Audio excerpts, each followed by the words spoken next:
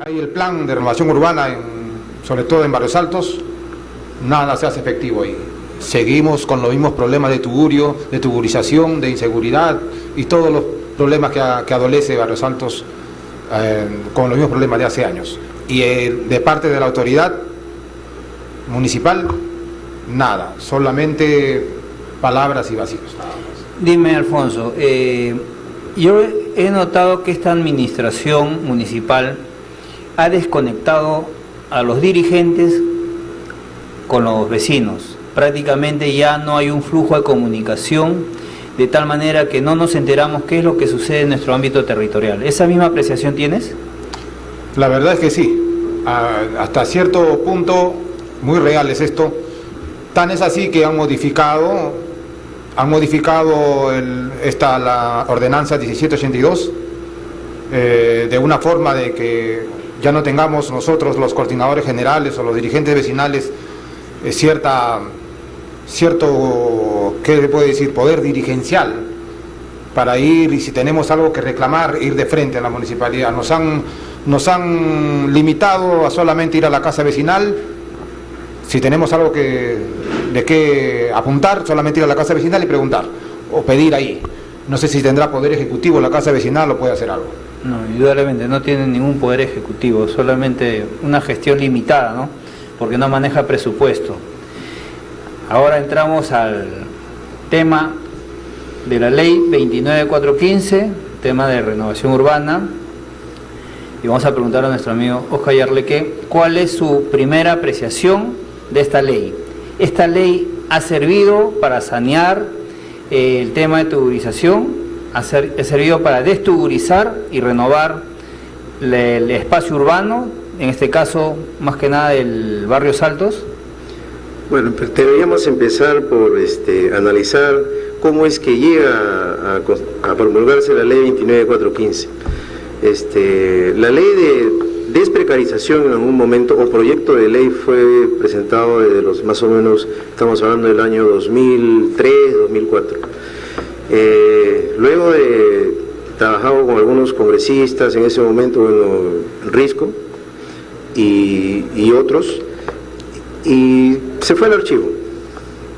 Y después de estar en el archivo varios años, el César Sumaeta lo vuelve a presentar, ya el 2009 consigue su aprobación, pero con bastantes cambios que no permitían, o candados se podría decir. Bastantes recortes. Sin embargo, no podíamos, los vecinos que vivíamos en inmuebles tugurizados del centro histórico de Lima, no podíamos ir contra algo que por lo menos tocaba o ponía, digamos, en una norma, ¿no?, el tratamiento de recuperar los espacios donde vivíamos, porque fundamentalmente se trata de vivir en mejores condiciones, recuperar esos espacios, poder intervenirlos, o por lo menos permitirle que el Estado pueda de alguna forma facilitar el acceso a una vivienda, a una mejor vivienda.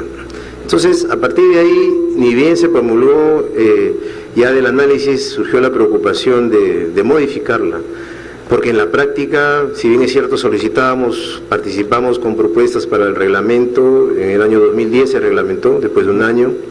¿Qué número es el reglamento? La ley 29415 salió el año 2009, noviembre 2009, y fue reglamentada por el Ministerio mediante un decreto supremo. Ministerio de Vivienda 2010. A partir de ahí, para poder aplicarla, eso es a nivel nacional, para poder aplicarla en Lima, reclamábamos que se implemente mediante una ordenanza. En este caso, la municipalidad inicia los procesos para poder alcanzar, digamos, por lo menos las condiciones para poder recuperar los espacios donde vivíamos. La municipalidad califica. La municipalidad califica. Esta ley señala, digamos, la condición o los pasos para que las municipalidades provinciales empiecen, digamos, primero a registrar, a empadronar a todas las familias que viven en estos espacios, luego verifica los inmuebles, la zona, el terreno donde están, la titularidad, y luego revisa la titularidad, y a partir de eso califica la situación en la que viven ahí y puede, por un lado, prescribirse, es una prescripción administrativa que señala la norma, y por otro lado declara también el abandono. En esta consideración, como decíamos, esas modificatorias que se dieron de los primeros propuestas, salieron, pues, resultó un abandono que no es como el que manda el Código Civil, es un abandono sin forma, se puede decir, y con muchas trabas, y que además genera una compensación para el propietario. En otras palabras, se le tiene que reconocer al propietario, después de sancionarlo con la pérdida del dominio, se le tiene que indemnizar al propietario a precio de mercado. En otras palabras, es una compra obligatoria, precio de mercado. Entonces no es congruente que las familias de bajos recursos que viven en estos espacios o que vivimos en otros espacios tengamos que pagar el precio de mercado. Eso es por un lado. Pero de los reclamos a la municipalidad, justamente, es que en el año 2012, febrero de 2012, se implementa por fin, ya listo para su aplicación en Lima Metropolitano, mediante una ordenanza 1590. A partir de ahí, los vecinos siempre hemos estado pendientes de todo el proceso. Queríamos que sea pronto, porque las viviendas, difícil intervenirlas bajo las condiciones de quién es el propietario. Entonces, si bien es cierto, los vecinos hacemos esfuerzos por recuperar estas viviendas, por lo menos para poder vivir en condiciones de sobrevivencia, se puede decir, no en las mejores. Pero se necesita, digamos, cambios mayores, y esto solamente se puede hacer con la intervención de la autoridad. Entonces, quisiera preguntarte, la prescripción administrativa se ha hablado, ¿no? O sea que la prescripción administrativa supletoriamente estaría funcionando, reemplazando la prescripción adquisitiva de dominio del Código Civil, ¿correcto? La administrativa lo da la municipalidad. Debería darlo. Pero no lo da. No lo da, ha renunciado a esta, justamente eso se ha criticado porque a través de la aplicación misma, la municipalidad en su ordenanza establece de que los procesos de prescripción serán vía notarial. Correcto. ¿No? O sea, renuncia a su condición, a su función. Pero hay una modificación de la ordenanza misma. La ordenanza. Sí. Pero, y en este caso, ¿no contaban con la constancia de posesión? A ver. Explícame la constancia de posesión. A ver, a nivel del Estado, después de una modificatoria que se ha respecto a la prescripción adquisitiva en el contexto general en el Perú, se ha modificado a partir del 10 por el Estado, ¿no es cierto?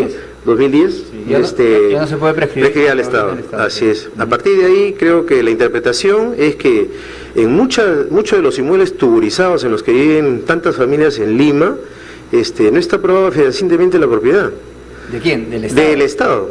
Del Estado para el caso de la propia iglesia, del Estado de la beneficencia, del Estado de las universidades y de las instituciones del Estado, y así como la propia propiedad de privados, que no estén escritos en escritos públicos, son partidas incompletas y todo eso. Entonces, el interés de que se sanee legalmente, digamos, esas propiedades, lo ha confundido la autoridad, o por lo menos los que están en ese lado de la autoridad, la municipalidad, se puede decir, o de las instituciones del Estado, que la gente se quiere hacer propietario. No es la intención es que se resuelva quién es el titular para que se generen responsabilidades a partir de esto. Y una de las principales responsabilidades es justamente que no se puede permitir de que las familias sigan viviendo de la forma como estamos viviendo. Ese es el hecho, ¿no? Ahora, los esfuerzos por vivir o sobrevivir, por llevar la vida de mejor manera con las familias que están ahí, se sigue dando, ¿no? Entonces, ese es un tema. Claro.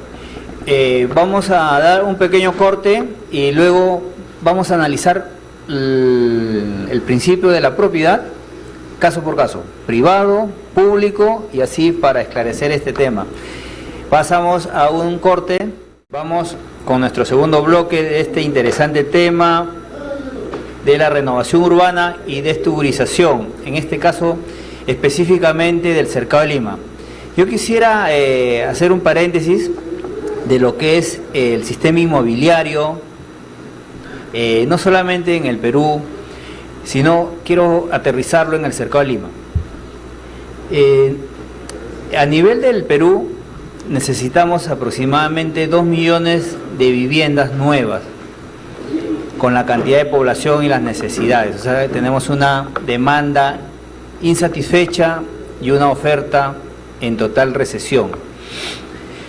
Se supone que la ley 29.415 permitía el acceso a viviendas dignas a las personas que estaban en zonas tugurizadas o que han sido calificadas por la municipalidad provincial respectiva como tugurio. Pero acá viene la gran contradicción. Por un lado, promulgan una ley para la destugurización y en este caso el incentivo de la vivienda formal, pero sin embargo a nivel administrativo colocan trabas burocráticas y generan conflictos innecesarios con la norma. Siguiendo con nuestro vecino Óscar Yarlequé, queremos por favor que nos dé un acercamiento de su experiencia en estos dos mundos que hay. Por eso, el mundo de la norma, ¿no?, lo que existe, lo que ha salido a través de la ley del Congreso y la ordenanza 1590, y el mundo real. ¿Siente usted que hay un choque, una ruptura, una fractura entre lo que es lo que queremos a través de la norma y esta norma quizás no se aplica verdaderamente, ¿no? Así es. El espíritu de la ley, siempre se habla del espíritu de la ley, es generar condiciones para poder cambiar de modo de recuperar estos espacios. Y eso es lo que se entiende o han entendido diferente los funcionarios. Cuando hablaba de que la municipalidad ha renunciado a su facultad de poder ver el tema de la prescripción y lo deja a nivel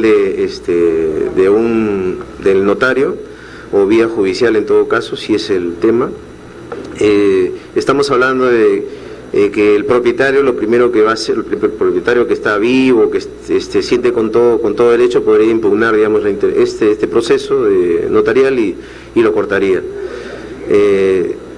Consiguientemente, lo que seguiría es que los vecinos generen un proceso de prescripción en la vía judicial, en el Poder Judicial. Un proceso que duraría, estamos hablando, no sé, 2, 3 años, si es que las cosas van bien. Pero todo ese tiempo las condiciones, los tugurios se mantienen igual en las mismas condiciones. Entonces, la intencionalidad, en este caso, los subgerentes de renovación urbana en la municipalidad que tenían el encargo de llevar adelante los procesos, no lo están viendo así. Están viendo primero el recuperar espacios para la ciudad, espacios públicos, están viendo el tema de ambientes arquitectónicos en diferentes partes de Lima, se puede decir en Monserrate, en el propio centro histórico y en parte de Barrios Altos, recuperar inmuebles que no están viendo, digamos, que la gente vive ahí o que pueda mantenerse ahí, están simplemente dejando de que la especulación inmobiliaria siga adelante y termine desarraigando a los vecinos de este espacio. Entonces, están esperando que pase el tiempo y que un terremoto venga y solucione sus problemas, ¿no? Así es. Es justamente eso lo que está haciendo. Bueno, por ahora ya se sabe, es evidente, ya se sabe que el alcalde de Lima se lava las manos a través justamente de la sugerencia de renovación urbana. La que fue encargada de establecer la condición de tugurio para poder llegar a sanear o recuperar esos espacios, le ha añadido un elemento más a sus resoluciones de tugurio. Ahora dicen que también le declara el estado de inhabilitabilidad, pero no solo eso, sino que esas resoluciones son puestas de conocimiento a la primera Fiscalía de Prevención del Delito, con la finalidad de que se sepa que ya la municipalidad ha cumplido con decir que esa casa es inhabitable, por lo tanto ya se lavó las manos. Si sucede, ¿cierto?, algún accidente, un derrumbe, bueno, así yo lo advertí, ¿no? Correcto. Pero quisiera que me des un alcance, si hay algún programa exitoso de destugurización. Coloquialmente, uno de los principales programas, el único programa se puede decir metropolitano, fue el de la muralla, en la gestión justamente del alcalde de Castañeda, con Flor de María Valladolid, encabezando Emi Lima, Pro Lima.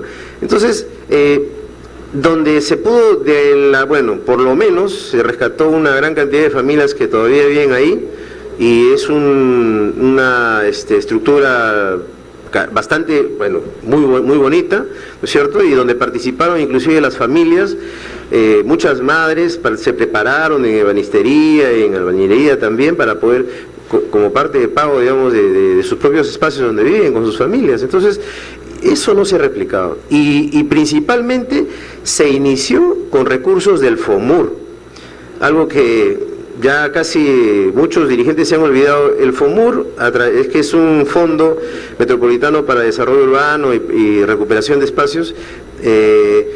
Eso se estableció desde el año 99 mediante una ordenanza, y a partir del 99 hasta la fecha recauda, digamos, de las nuevas urbanizaciones, los aportes que dan las nuevas urbanizaciones, digamos, en todo Lima metropolitana.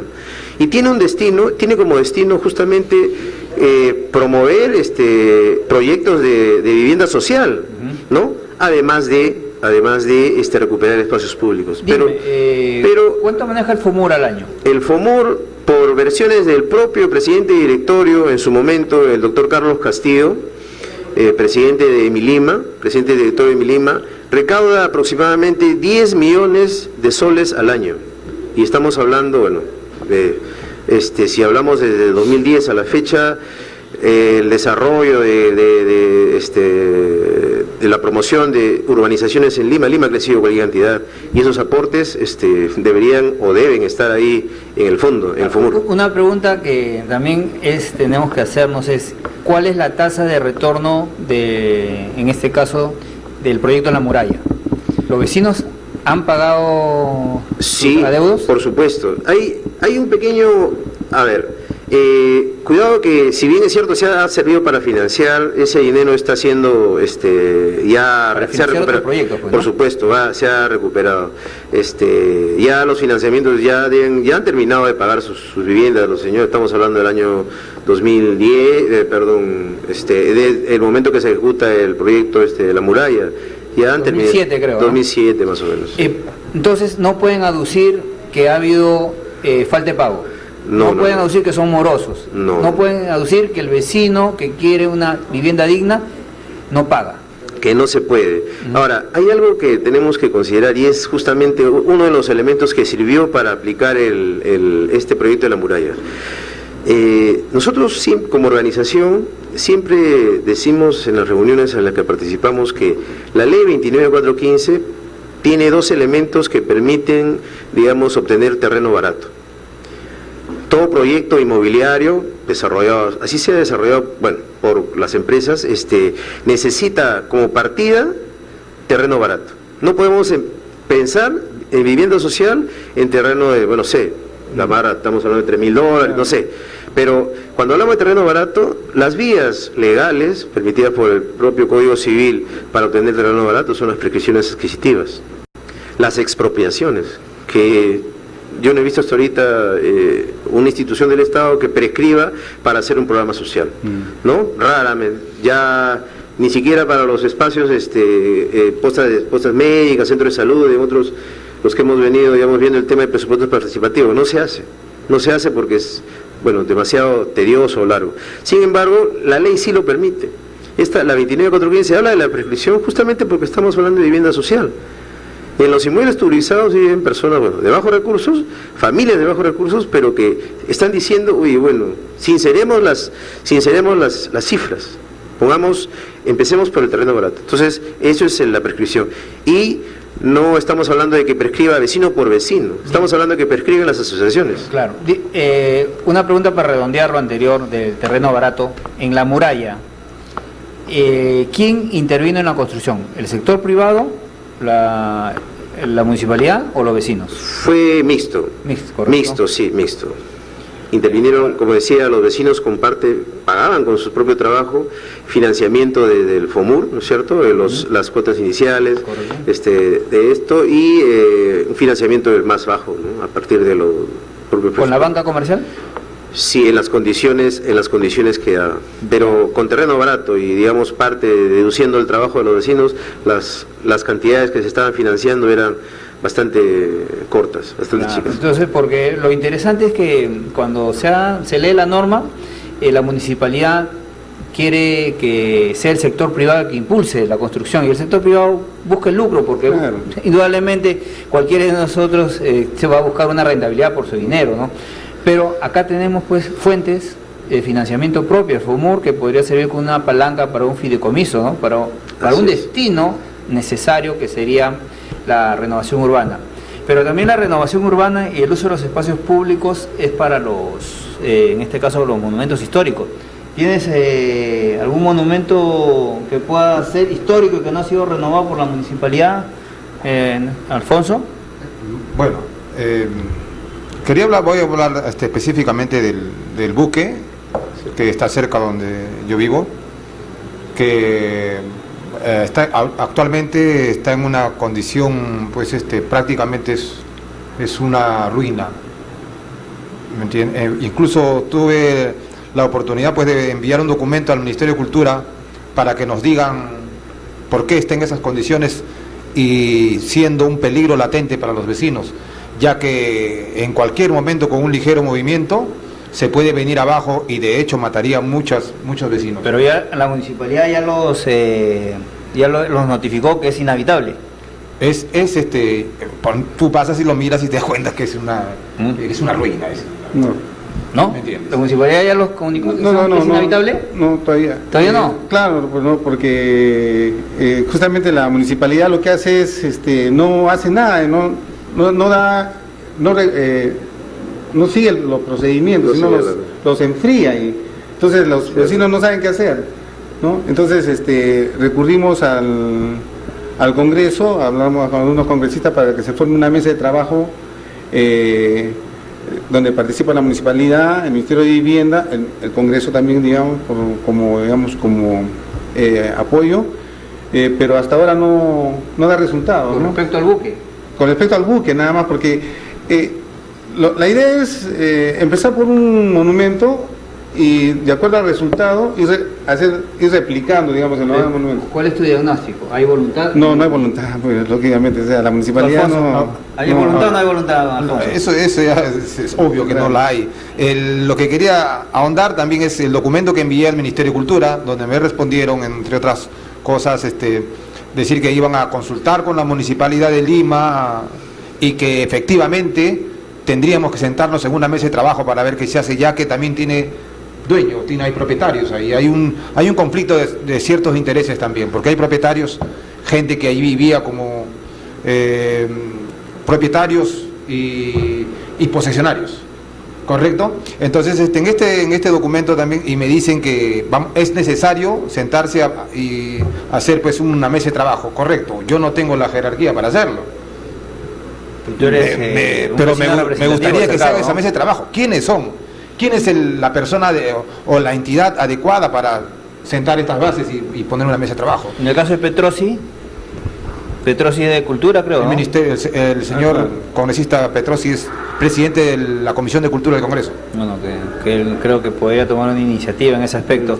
Entonces, antes de seguir, porque ya vamos al tercer bloque, un comercial y regresamos con Municipalizando el Cercado de Lima.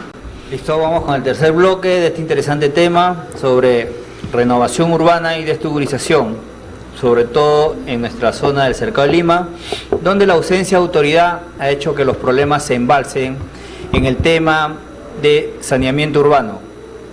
Tus palabras finales, por favor, Alfonso Cueto, sobre el tema de destugurización y renovación urbana. Bueno, estando acá mi amigo Óscar Yarlequé, presidente de CEPRU, que es una entidad especializada en este tema, y lo demás ya es obvio, ¿no? Solamente pedir a las autoridades pues que pongan el ojo en Barrios Altos, que necesitamos de su ayuda, y fundamentalmente pues que tengamos nosotros los vecinos del cercado ya presente siempre que la única forma de salir de todos estos problemas que nos agobian día a día es con la municipalización del Cercado de Lima. Que los vecinos apoyen esta iniciativa, nosotros como dirigentes es nuestra obligación formar talleres y decir al vecino que aún no conoce, que conozca esto, que con la municipalización del Cercado de Lima es una herramienta que nos va a ayudar en todos estos problemas que nos agobian. Gracias, Alfonso, y espero que te nutras de los temas vecinales y participes también en política, ¿no? Porque necesitamos dirigentes como tú para que definan los temas vecinales con decisión y defiendan los derechos de la representación del Cercado de Lima. Palabras finales, por favor, Guillermo. Bueno, es evidente que la Municipalidad de Lima ha prestado poco interés en la aplicación de la ley 29415, porque en realidad tampoco le interesan los temas distritales. O sea, si tuviésemos una alcaldía distrital, yo creo que hubiese sido más fácil hacer todo el procedimiento, teniendo en cuenta todavía que la municipalidad es el elemento inicial del proceso y el más importante. Si la municipalidad no participa o participa mal, todo se viene abajo. Gracias, Guillermo. Bueno, para cerrar este tema tan específico que el tiempo nos ha quedado relativamente corto, vamos a elaborar una base de datos. En este caso, vecino Oscar, ¿hay una institución que canalice, que centralice los datos del Cercado de Lima con respecto a la esturización y renovación urbana? A ver, el año 2001 ya se reconoció o se declaró mediante un decreto de alcaldía 1.345 inmuebles tuburizados como microzonas de tratamiento para renovación urbana. 1.345. Si analizamos un poco de cuánto ha afectado la especulación inmobiliaria, el tráfico de tierras en el centro histórico, en Lima, deben haber unos 1.000 inmuebles tuburizados reconocidos, todavía dentro de ese decreto de alcaldía. Ahora si la 29415 realmente el ánimo de la municipalidad hubiera sido el pertinente, ya deberían estar empadronados todos las familias que viven en esos inmuebles, y estaríamos hablando de números bastante gruesos.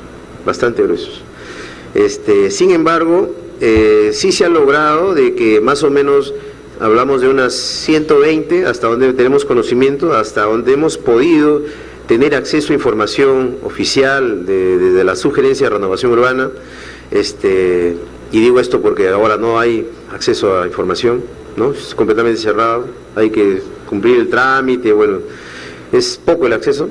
Entonces, hablábamos de 120, 130 inmuebles que habían solicitado acogerse a la norma. ¿Solicitado? Solicitado. ¿Y de esos cuántos? Y de eso ninguno ha llegado ni siquiera a completar la etapa previa del saneamiento, que es solo una, y fue por error.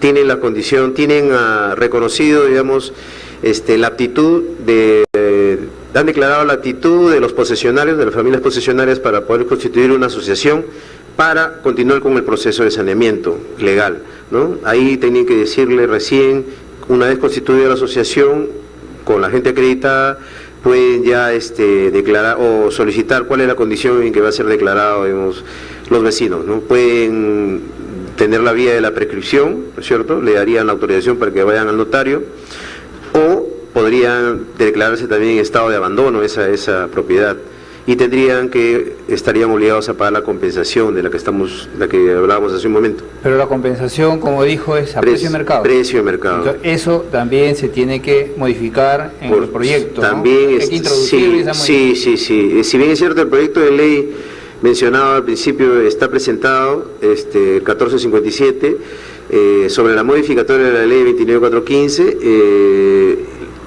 por ahora solo considera la condición de los vecinos, o sea, mejor dicho, establece ya, remarca el tema de considerar a los vecinos como posesionarios de estos inmuebles, posesionarios. Y el siguiente elemento es que las partidas señala que también las declaratorias, las resoluciones de microzona de tratamiento sean inscritas en la partida del inmueble, con la finalidad de garantizar el proceso de recuperación de esos inmuebles, y la obligación, por supuesto, de los propietarios, cualquiera que sea, propietario público, para municipalidad, beneficencia y otros, o privado, para hacer la recuperación de esos espacios, considerando las familias, por supuesto, de las que viven ahí. Dime, ¿recuerdas tú que hubo un proyecto de renovación urbana de los vecinos de la Huerta Perdida, que hubo una construcción entre la avenida Venezuela y Universitaria? Orbegoso. ¿Qué tal? Sí, ¿Qué fue ese proyecto? Un decreto de urgencia, me parece, 038, 039, que declaraba destuburización. Y se podría decir de que desalojaron, porque eso no hay otra palabra, prácticamente a los vecinos de varias quintas de la zona de Barrios Altos. ¿No fue la huerta perdida? No.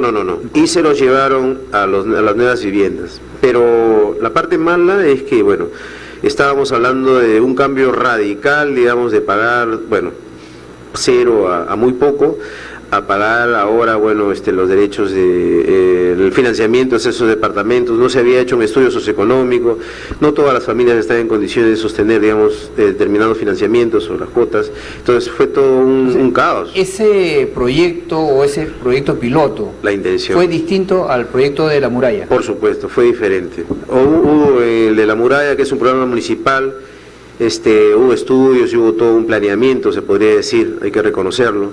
Se incluyó la planificación de que los vecinos con mano de obra puedan pagar, mano de obra calificada. En cambio, el del Estado, porque fue el Ministerio de Vivienda que estableció el del año cuando se llevó a los vecinos de Barrios Altos a 99, creo que fue, ¿no? Sí, me parece. Hasta ahorita están en problemas. Ahorita el terreno está siendo reclamado por otra institución. Es todo un caos. O sea, dime, ¿y qué fue de los terrenos donde fueron desalojados esos vecinos? Fueron ocupados nuevamente por otros vecinos de la zona. O sea, sí, otros vecinos. Sí, siguen poblados. Algunos sí fueron, se construyeron, digamos, en algunos losas, en otros hay construcciones, edificaciones, ¿no es cierto?, donde esas que se edificaron ni siquiera han sido para los vecinos del barrio, de la zona, sino por tratar de colocar a algunas personas para que cuiden. Le dieron a algunos gente, digamos, de las Fuerzas Armadas, ¿no?, y que terminaron, bueno, algunos han vivido, algunos han traspasado, o sea, todo un caos. Lamentablemente, si las cosas no se planifican y en esta planificación no se incluye a los pobladores, a los afectados, tanto para asumir compromisos como para, digamos, en el tiempo también ver de cómo es que se va a sostener todos esos proyectos, porque estamos hablando de una oportunidad para vivir mejor. Eso, nadie se puede negar a eso, ¿no? Correcto. La última pregunta que quisiera hacerte con respecto al tema de renovación urbana es si hay un frente que aglutine a todas estas asociaciones o voluntariado de vecinos para poder hacer un lobby consistente en el Congreso. Bueno, a través del tiempo, las organizaciones afectadas en primera instancia por la ley del inquilinato y el decreto decreto legislativo 709, inciso 14, que mantuvo vigente la ley 21938 de hace muchos años, acaba de caducar el 2014 recién, 2014.